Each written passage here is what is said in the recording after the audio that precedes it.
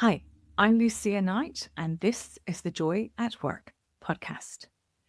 Here's this week's question from a listener. Things haven't been right for a while at work. I keep procrastinating on figuring out what's next for me. And now I'm wondering, when is the best time to change careers after 40?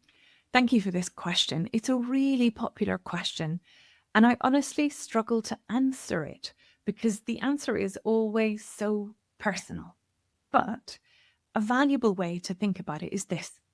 Have you ever driven a car where it just doesn't feel right?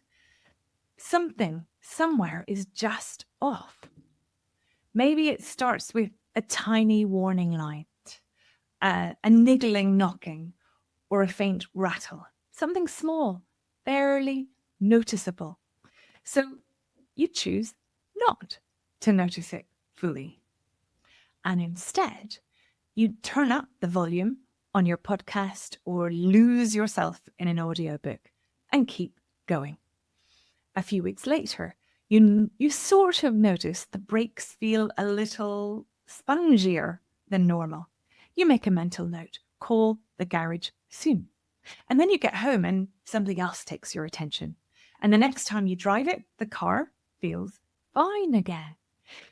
Then, a little later, an engine light flares up, more insistent, impossible to ignore. And you still keep driving, marveling at the wonders of modern cars, self-fixing machines. All you have to do is turn it off, turn it on, and magically it keeps going. And thank goodness, because you've got places to be, commitments to keep, and people to please. So you shove those warnings to the back of your mind and wait for a better time until one day it's not just a rattle. The windows won't go up or down. The aircon's dead as a dodo. And the wheels, they don't just turn, they wobble.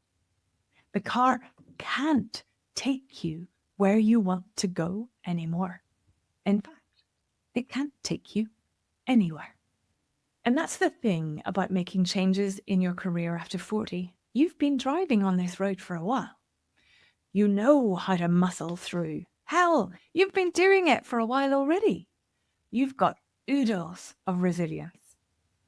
But even steel wheels wear down, don't they?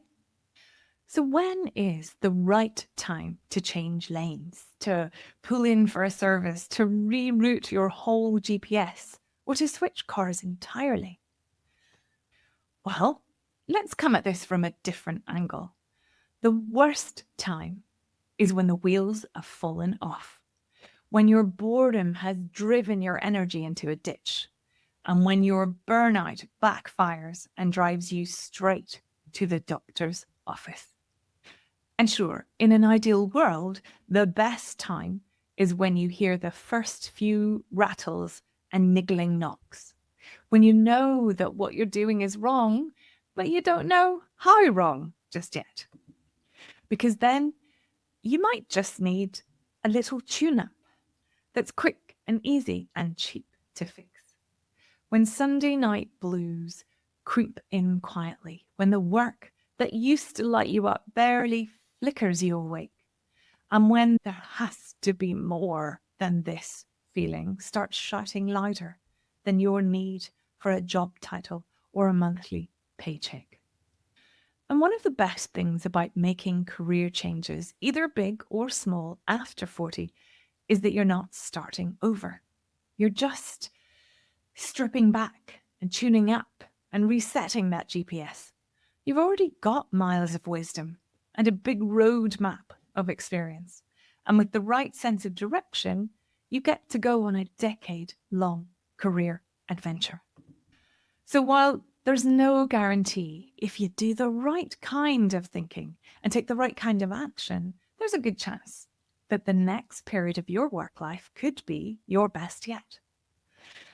So I'd love to tell our listener and anyone else out there to not to wait, to lift the bonnet of your work life now. And if something feels off, it probably is.